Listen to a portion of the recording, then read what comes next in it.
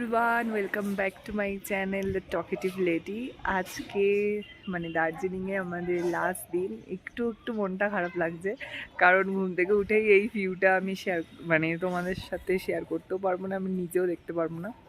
ওর জন্য মনটা একটু খারাপ লাগছে। তো তো কী করাবে, এটাই লাইফের পার্ট। যেখানে আসবো 3-4 দিনের জন্য, তারপর আবার বাড়ি ফিরে যেতে হবে, নিজেদের কাজে আবার জয়েন করতে হবে। এটাই হচ্ছে জীবন, এটাই হচ্ছে লাইফ। তো চলো, লাস্টবার মতো তোমাদের সাথে আমি ভিউটা আরেকবার শেয়ার করে নিই।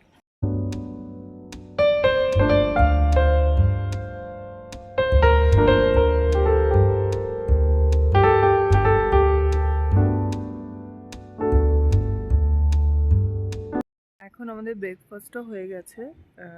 এরপরে সৌরভ স্নানে গেছে, ও বেরোলে আমি যাব। তারপর রেডি হয়ে 11:30টার সময় গাড়িকে বলা হয়েছে আসতে।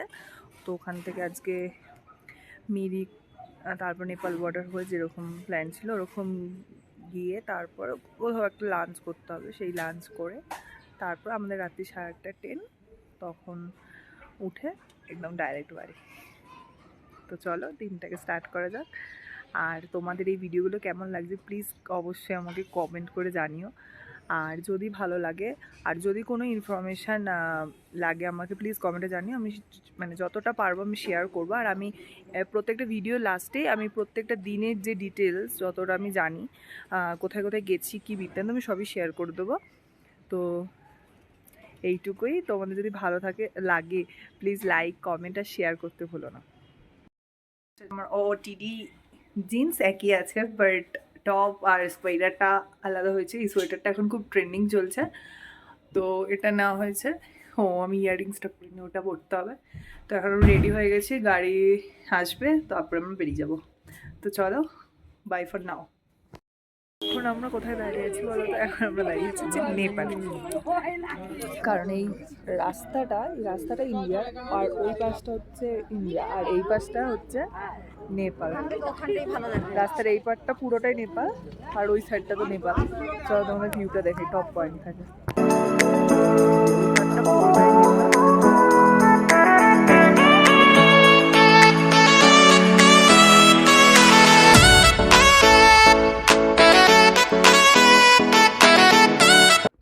তো এখন আমি অনেকক্ষণ পরে ব্লগ করছি, কারণ আমরা যখন নেপাল বর্ডারের ওই পয়েন্টটা, তারপর আমরা মিরিকে গেছিলাম। আর মিরিকে আমাদের যেরকম দেখেছিলাম সেরকম দেখার মতো ভিউটা ছিল না, কারণ ওই ভিউটা অ্যাকচুয়ালি শীতকালেই ভালো লাগে। লেকটা দেখেছি, লেকটা ভালো লেগেছে।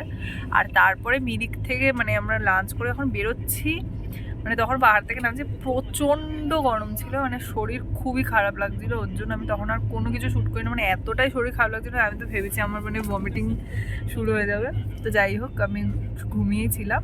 তো এখন আমরা উঠে গেছি, অনেকটাই ট্রেন ছেড়ে দিয়েছে। এখন আমরা পদাতিক এক্সপ্রেসে আসছি, কারণ দার্জিলিং মেলে আমরা যখন টিকিটটা কাটতে যাই দেখছিলাম ওয়েটিং দেখাতে, তাই আমরা কোনো রিস্ক নিইনি।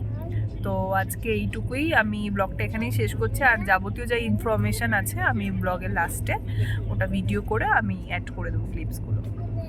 তো চলো, বাই, গুড নাইট। আমরা জাস্ট এখন নামলাম, ট্রেনটা যথেষ্ট লেট করছে, 6:45 টাইম ছিল, এখন অলমোস্ট 7:30 বেজে গেছে।